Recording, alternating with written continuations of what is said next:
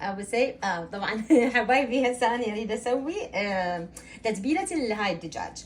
صدر مال دجاج، تريدون صدر، تريدون فخاده، هاي اللي ما بيها عظم وجلد بكيفكم.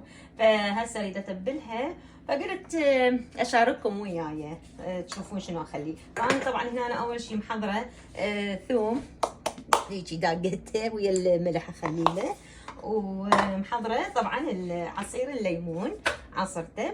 فهسه شنو نخليه عندي هنا هذا الزنجبيل الجنجر، هاي الكريمه هي مالته، راح نخليه همينه فد ملعقه هالشكل. راح نخلي الثوم زين، وراح نخلي شوي فلفل اسود، ونخلي شويه الكاري. طبعا الكاري اللي ما نستغني عنه انا ما استغني عنه. عندي هنا الكزبره وكمون، هاي طيبه همين اياها. عندي همين رشه ثوم مطحون، وبابريكا عندي هذه السموكت ياها ندخلها. وبعدين راح نخلي معجون همينه. طبعا شنو ما عندي انصحكم تخلون همينه وياها معجون الفليفله، بس ما كان عندي هسه اني.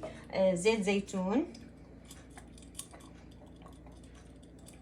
وشويه خردل.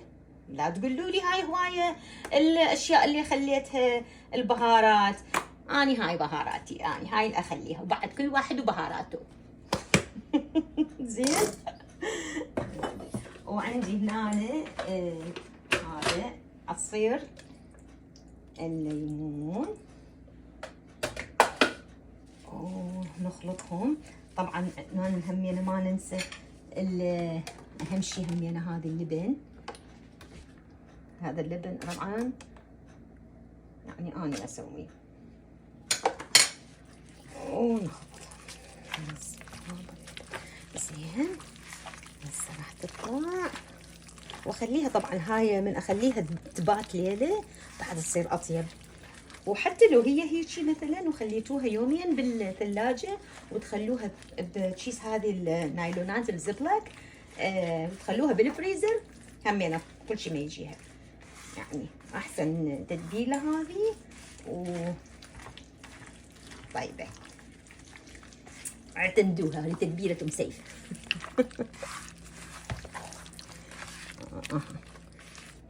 مثل ما قلت لكم، اللي تريدون تنقصون تزيدون بكيفكم، بس هذه اطيب شيء. ولا تنسون صلصه معجون الفلفله همينه كلش طيب وياها.